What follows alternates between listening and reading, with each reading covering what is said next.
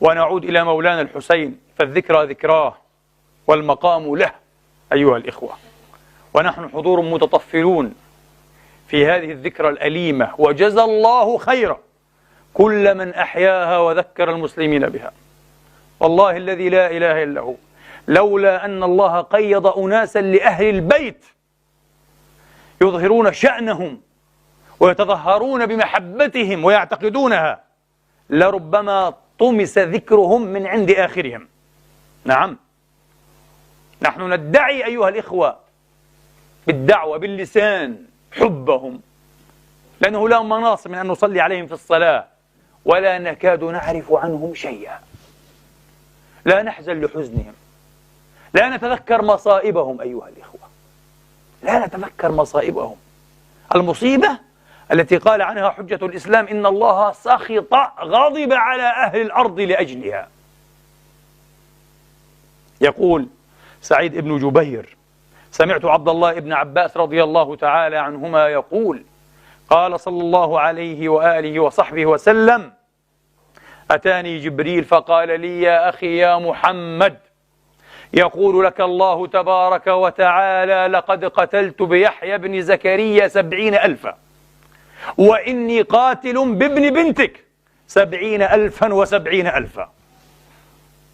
أيها الإخوة، الحديث المشهور الذي نتداوله ويدور على ألسنة الوعاظ والخطباء: لتتبعن سنن من كان قبلكم حذو القذة بالقذة، حتى وإن دخلوا جحر ضب دخلتموه.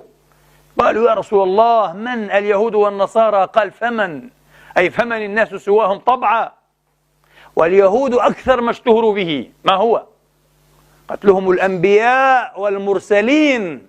هذه الأمة حاولت قتل نبيها، كما في صحيح مسلم أيها الإخوة: المنافقون المتظاهرون بأنهم من أصحابه حاولوا قتله مرجعه من غزوة تبوك التي خلف فيها عليا في المدينة، لحكمة، لأن ناصبيا معثرا تعيسا والعياذ بالله يزعم بعد ذلك حريز بن عثمان الحمصي، يزعم أن عليا هو الذي أراد أن يقتل رسول الله في العقبة التبوكية، قدم إليه بغلته وحل رسنها، والبغلة مركب عثور والعياذ بالله،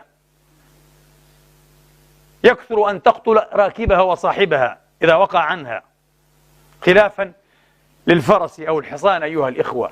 انظروا إلى هذا الناصبي الذي يتعبد الله ببغض أهل البيت، فلعنة الله على مبغضهم إلى يوم الدين.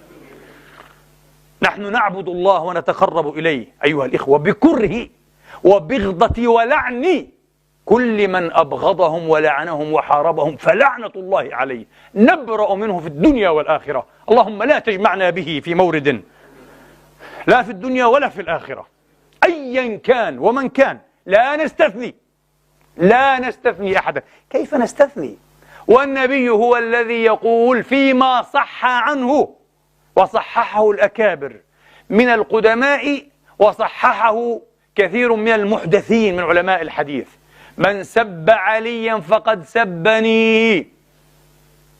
هذا صححه الشيخ حتى أبو إسحاق الحويني المعاصر، قال صحيح، ما في كلام، إسناد صحيح، وهو صحيح بلا مثنوية. دخل أبو عبد الله الجدلي على أم سلمة فقالت: يا أبا عبد الله، يشتم فيكم رسول الله.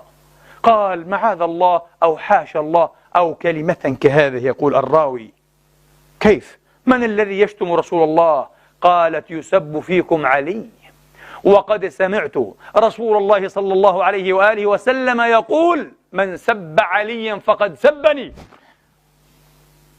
علي يسب ويلعن على المنابر أيها الإخوة، وتقتل شيعته وأحبابه وأولاده في كل بلد، في كل بلد أحدثوا لهم مقتل ومجزرة. وسجل بعض الأسماء الشاعر دعبل الخزاعي رضي الله عنه وجزاه الله عن أهل بيت نبيه خير الجزاء، سجل أسماء مقاتل، بعض مقاتل هؤلاء الطالبيين في بعض البلاد، تحت كل نجم وفوق كل ثرى يقتلون أيها الإخوة ويذبحون ويذبح من أحبهم ويطعن في دينه ويحارب أيها الإخوة في رزقه ورزق عياله. هكذا